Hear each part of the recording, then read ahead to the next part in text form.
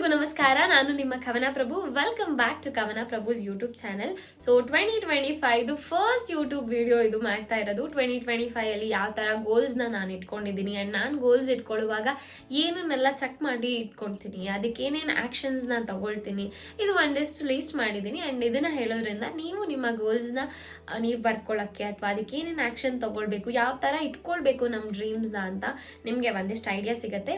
And by the way ನಾನು ಸುಮಾರು ಜನಕ್ಕೆ ಕೇಳ್ತಾ ಇದ್ದೆ 2024 ಹೆಂಗಾಯ್ತು ಅಂಡ್ ಏನೇನು ನಿಮ್ದು ಬೆಸ್ಟ್ ಮೂಮೆಂಟ್ ಏನು ನೀವು ಪಾಠ ಕಲ್ತಿದ್ದು ಅಂಡ್ 2025ಗೆ ಏನು ತಗೊಂಡು ಹೋಗ್ಬೇಕು ಅಂತ ಅನ್ಕೊಂಡಿದ್ರಾ ಅಂಡ್ 2025 ರೆಸಲ್ಯೂಷನ್ ಏನು ಅಂತ ಕೆಲವೊಂದಿಷ್ಟು ಜನ ಹೇಳ್ತಾ ಇದ್ರು. 2024 ಇದು ಬೆಸ್ಟ್ ಮೂಮೆಂಟ್ ಆಯ್ತು, ಇದನ್ನ ಕಲ್ತ್ಕೊಂಡೆ ಅಂಡ್ ಇದನ್ನ 2025ಗೆ ತಗೊಂಡು ಹೋಗ್ತಾ ಇದ್ದೀನಿ ಅಂಡ್ ಇದಿಂತದ್ದು ರೆಸಲ್ಯೂಷನ್ ಅಂತ.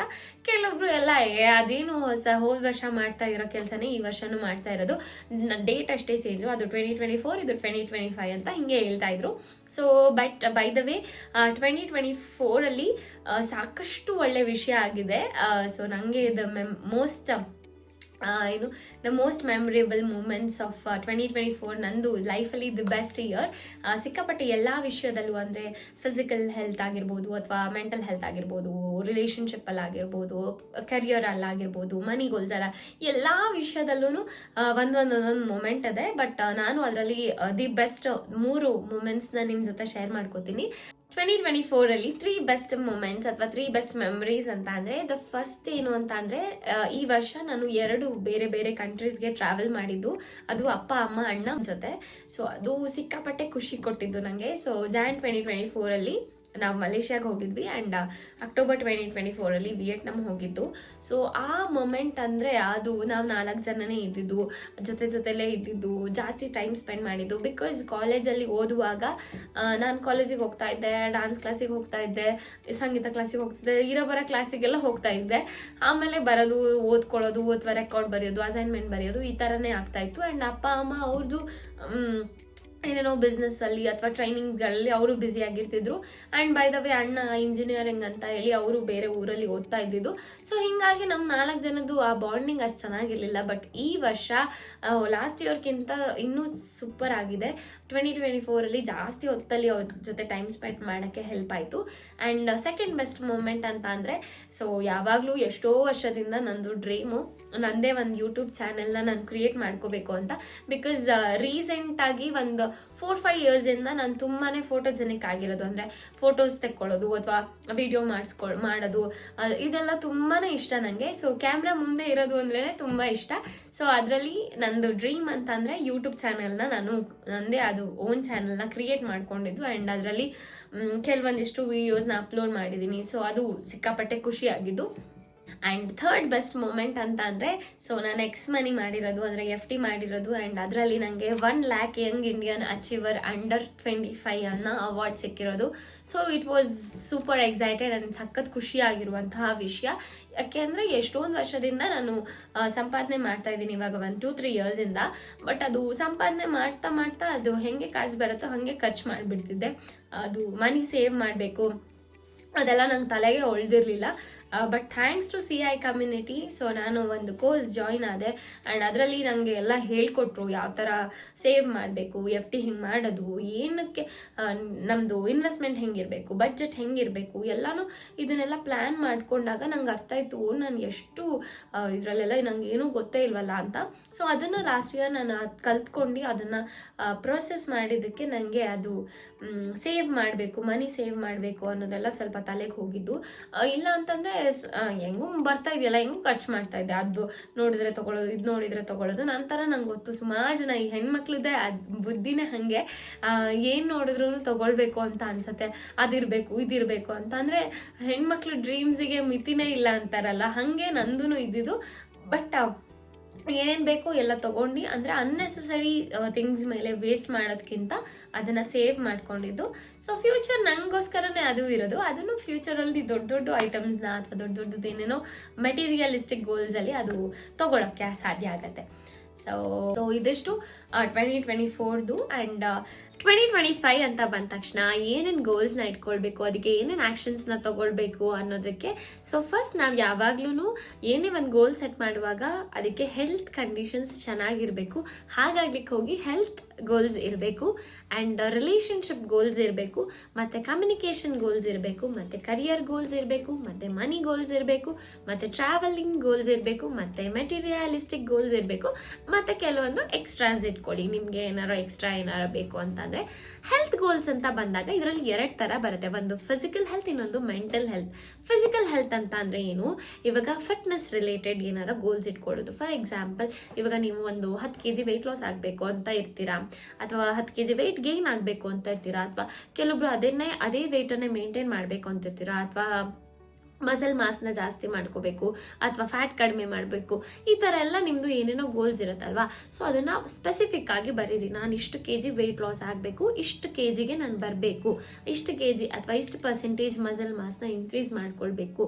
ಅದಕ್ಕೆ ಏನೇನು ಆ್ಯಕ್ಷನ್ಸ್ ತಗೊಳ್ತೀರಾ ನೀವು ಅಂದರೆ ನಿಮ್ಮ ದೃಷ್ಟಿಯಲ್ಲಿ ಬರೀರಿ. ಫಾರ್ ಎಕ್ಸಾಂಪಲ್, ಇವಾಗ ಒಂದು 10 kg ವೆಯ್ಟ್ ಲಾಸ್ ಆಗಬೇಕಾ, ನೀವೇನೇನು ವೆಯ್ಟ್ ಲಾಸ್ ಆಗೋಕ್ಕೆ ಏನೇನು ಪ್ರೊಸೆಸ್ ಮಾಡ್ತೀರಾ, ನ್ಯೂಟ್ರಿಷನ್ ಇಂಟೇಕ್ ಮಾಡಬೇಕಾಗಿರುತ್ತೆ, ಅಥವಾ ಇವಾಗ ಫಿಟ್ನೆಸ್ ಅಂದರೆ ಎಕ್ಸಸೈಸ್ ಮಾಡಬೇಕಾಗಿರುತ್ತೆ, ಚೆನ್ನಾಗಿ ನಿದ್ದೆ ಮಾಡಬೇಕಾಗಿರುತ್ತೆ, ನೀರು ಕುಡಿಬೇಕಾಗಿರುತ್ತೆ.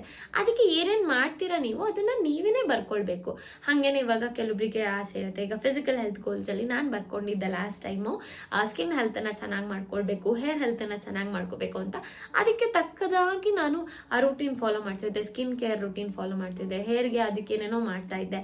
ಸೊ ಹೀಗೆ ಮಾಡೋಕ್ಕೆ ಶುರು ಮಾಡಿದಾಗಿಂದ ನಂದು ಸ್ಕಿನ್ ಹೆಲ್ತ್ ಬೆಟರ್ ಆಗೋಕ್ಕೆ ಶುರು ಆಯಿತು. ಹಾಗೆ ನೀವು ಅದಕ್ಕೆ ಪರ್ಟಿಕ್ಯುಲರ್ ಆಗಿ ನೀವು ಬರ್ಕೊಳ್ತಾ ಹೋಗೋದು. ಅಂದರೆ ಫಾರ್ ಎಕ್ಸಾಂಪಲ್, ಅದು ನಿಮಗೆ ರಿಯಲಿಸ್ಟಿಕ್ ಆಗಿ ಬರ್ಕೊಳ್ಬೇಕು. ಎಕ್ಸಾಂಪಲ್, ಇವಾಗ ನೀವು ಒಂದು 10 kg ವೆಯ್ಟ್ ಲಾಸ್ ಮಾಡಬೇಕು ಅಂತಿರ್ತೀರ. 1 ಮಂತಲ್ಲಿ ನನಗೆ 10 kg ವೆಯ್ಟ್ ಲಾಸ್ ಮಾಡ್ಕೊಳ್ಬೇಕು ಅಂತ ಅಂದರೆ ಖಂಡಿತ ಸಾಧ್ಯ ಇಲ್ಲ. ಹೆಲ್ದಿಯಾಗಿ ವೆಯ್ಟ್ ಲಾಸ್ ಮಾಡ್ಕೊಬೇಕು ಅಂದರೆ ಒಂದು 4 to 5 kg 1 ಮಂತಲ್ಲಿ ಆಗುತ್ತೆ. ಹಾಗೇನೆ ನೀವು ಏನು ಗೋಲ್ಸ್ನ ನೀವು ಬರೀತೀರಾ ಅದನ್ನು ರಿಯಲಿಸ್ಟಿಕ್ ಆಗಿ ಬರ್ಕೊಳ್ಬೇಕು. ಇನ್ನೊಂದು ಮೆಂಟಲ್ ಹೆಲ್ತ್ ಅಂತ ಅಂದರೆ ನಿಮ್ಮದು ಮೈಂಡ್ ಯಾವಾಗಲೂ ಪೀಸ್ಫುಲ್ ಆಗಿರಬೇಕು. ಅಂದರೆ ಯಾಕೆ ಅಂತ ಅಂದರೆ ನಾವು ಏನೇ ಒಂದು ಕೆಲಸ ಮಾಡೋದಿದ್ರೆ ಮೈಂಡ್ ಪೀಸ್ ಆಗಿದ್ರೆ ಮಾತ್ರ ಅದನ್ನು ಕ್ಲೀನಾಗಿ ಮಾಡೋಕ್ಕೆ ಸಾಧ್ಯ. ಮನಸ್ಸಲ್ಲಿ ಸಿಕ್ಕಾಪಟ್ಟೆ ಕನ್ಫ್ಯೂಷನ್ಸ್ ಇಟ್ಕೊಳ್ಳೋದು, ಅಥವಾ ತುಂಬಾ ಟೆನ್ಷನ್ ಆದಾಗ, ಸ್ಟ್ರೆಸ್ ಆದಾಗ ಏನೇ ನೀವು ಕೆಲಸ ಮಾಡೋಕ್ಕೆ ಹೋದ್ರೂ ಅದು ಆಗ್ತಾ ಇರಲ್ಲ. ಯಾಕೆ ಮೈಂಡ್ ಫ್ರೀ ಇರಬೇಕು. ಸೊ ಅದಕ್ಕೆ ನಾನು ಬರ್ಕೊಂಡಿರೋದು ಒಂದು 10 to 15 minutes ಅಷ್ಟು ನಾನು ಮೆಡಿಟೇಷನ್ ಮಾಡ್ತೀನಿ ಅಂತ ಹೇಳಿ.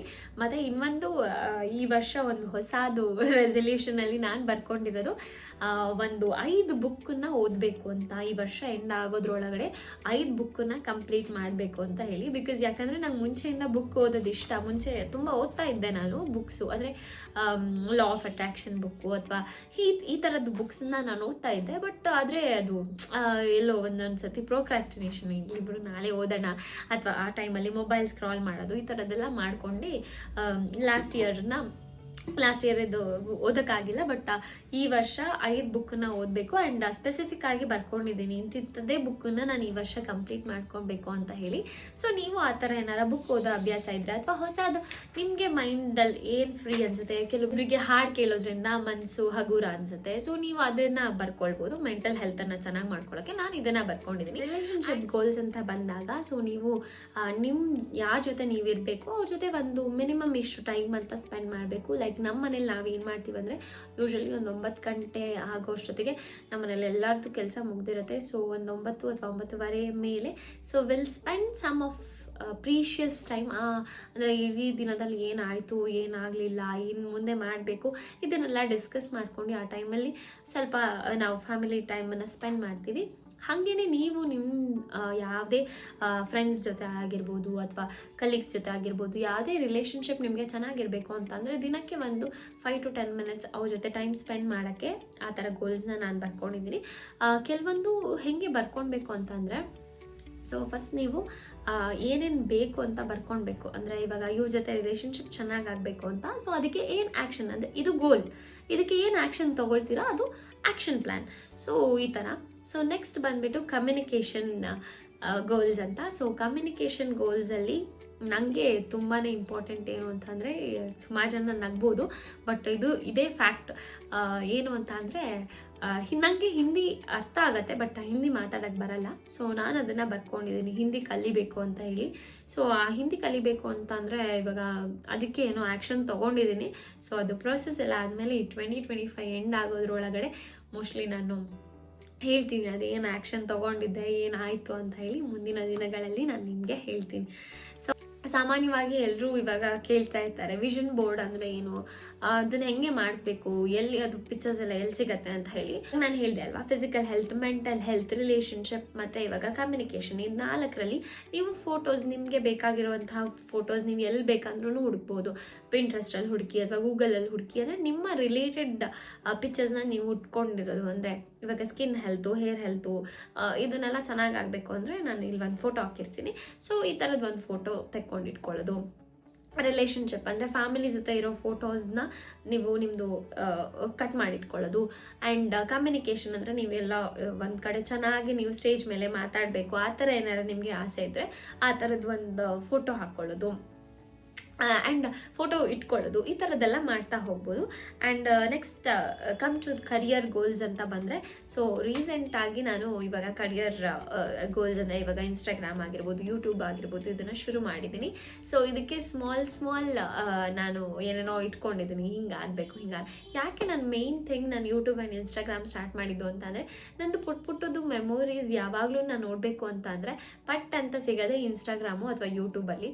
ಸೊ ಹಾಗಾಗಿ ಇದು ಯಾವಾಗಲೂ ಮೆಮೊರೇಬಲ್ ಆಗಿರಲಿ ಅಂತ ಹೇಳಿ ಮಾಡಿದೆ. ಆ್ಯಂಡ್ ಅದರಲ್ಲಿ ಇವಾಗ ಬೆಳಿಬೇಕಲ್ವಾ, ಇವಾಗ ಶುರು ಮಾಡಿದ್ದೀವಿ ಅಂತಂದರೆ ಅದರಲ್ಲಿ ಬೆಳೆಯೋಕ್ಕೆ ಏನೇನೋ ಎಲ್ಲ ಡ್ರೀಮ್ಸ್ನ ಇಟ್ಕೊಂಡಿದ್ದೀನಿ. ಆ್ಯಂಡ್ ಅದಕ್ಕೆ ತಕ್ಕನಂಗೆ ಆ್ಯಕ್ಷನ್ಸ್ನ ನಾನೇ ತೊಗೊಳ್ಬೇಕಾಗಿರೋದು. ಆ್ಯಂಡ್ ಫೈನಾನ್ಷಿಯಲ್ ಗೋಲ್ಸ್ ಅಂತಂದರೆ ಯಾವಾಗಲೂ ನಿಮಗೆ ಫೈನಾನ್ಷಿಯಲ್ ಇಂಡಿಪೆಂಡೆಂಟ್ ಆಗಿರೋ ಥರದ್ದು ಗೋಲ್ಸ್ನ ನೀವು ಇಟ್ಕೊಳ್ಬೇಕು. ಆ್ಯಂಡ್ ಅದು ಏನು ಅಂತ ಪರ್ಟಿಕ್ಯುಲರ್ ಸ್ಪೆಸಿಫಿಕ್ ಆಗಿ ಇಷ್ಟು ಅಮೌಂಟ್ನ ಸೇವ್ ಮಾಡ್ತೀನಿ ಅಥವಾ ಗೋಲ್ಡ್ ಮೇಲೆ ಇನ್ವೆಸ್ಟ್ ಮಾಡಬೇಕು ಅಂದರೆ ಗೋಲ್ಡ್ ಮೇಲೆ ಇನ್ವೆಸ್ಟ್ ಮಾಡ್ತೀನಿ, ಈ ಥರದ್ದನ್ನೆಲ್ಲ ನೀವು ಬರ್ಕೊಳ್ಬೋದು. ಆ್ಯಂಡ್ ನೆಕ್ಸ್ಟ್ ಟ್ರಾವೆಲ್ ಗೋಲ್ಸ್ ಅಂತ ಬಂದಾಗ, ಎಲ್ಲಿಗೆ ಟ್ರಾವೆಲ್ ಮಾಡಬೇಕು ಅಂತ ಅಂದ್ಕೊಂಡಿದ್ದೀರಾ ಆ ಜಾಗದ್ದು ಏನಾರು ಪ್ಲೇಸಿಂದು ಫೋಟೋ ಸಿಕ್ಕಿದ್ರೆ ಅದನ್ನು ನೀವು ಪಿಕ್ಚರ್ ಕಲೆಕ್ಟ್ ಮಾಡ್ಕೊಳ್ಳಿ. ಆ್ಯಂಡ್ ಅಲ್ಲಿಗೆ ಹೋಗ್ಬೇಕಂದ್ರೆ ಎಷ್ಟು ಆಗುತ್ತೆ, ಅದು ಕಾಸ್ಟ್ ಎಷ್ಟಾಗುತ್ತೆ, ಅದನ್ನೆಲ್ಲ ಬಿ ಸ್ಪೆಸಿಫಿಕ್ ಆಗಿರಿ. ಆ್ಯಂಡ್ ನೆಕ್ಸ್ಟ್ ಲಾಸ್ಟಿಗೆ ಮೆಟೀರಿಯಲಿಸ್ಟಿಕ್ ಗೋಲ್ಸ್ ಅಂದರೆ ಇವಾಗ ಫಾರ್ ಎಕ್ಸಾಂಪಲ್ ಒಂದು ಲ್ಯಾಪ್ಟಾಪ್ ತೊಗೊಳ್ಬೇಕು ಅಥವಾ ಮೊಬೈಲ್ ತೊಗೋಬೇಕು ಅಥವಾ ಬ್ಯಾಗ್ ತೊಗೋಬೇಕು, ವಾಚ್ ತೊಗೋಬೇಕು, ಈ ಥರ ಎಲ್ಲ ನೀವು ಮೆಟೀರಿಯಲಿಸ್ಟಿಕ್ ಗೋಲ್ಸ್ ಅಂತ ಹೇಳ್ತಾರೆ. ಸೊ ಇದರಲ್ಲೂ ಅಷ್ಟೇ, ಇದಕ್ಕೆ ನಿಮಗೆ ಪರ್ಟಿಕ್ಯುಲರ್ ಹಿಂಗೆ ಬೇಕು, ಇದೇ ಡಿಸೈನ್ದೇ ಬೇಕು ಅಂತ ಅಂದರೆ ಅದೇ ಥರನೇ ನೀವು ಪಿಕ್ಚರ್ಸ್ನ ಕಲೆಕ್ಟ್ ಮಾಡ್ಕೊಳ್ಳಿ. ಆ್ಯಂಡ್ ಅದನ್ನು ನೀವು ಎಲ್ಲನೂ ಕೊಲಾಜ್ ಮಾಡಿಬಿಟ್ಟು ಒಂದು ವಾಲ್ಪೇಪರ್ನ ಸೆಟ್ ಮಾಡ್ಕೊಳ್ಳಿ. ನಾನು ಆ್ಯಕ್ಚುಲಿ ನನ್ನದು ಫೋನಲ್ಲಿ ನಾನು ವಾಲ್ಪೇಪರ್ ಸೆಟ್ ಮಾಡ್ಕೊಂಡಿದ್ದೀನಿ. ಆ್ಯಂಡ್ ನನಗೆ ಈ ವರ್ಷದಲ್ಲಿ ಏನೇನು ಬೇಕು ಅಂತ ಹೇಳಿ.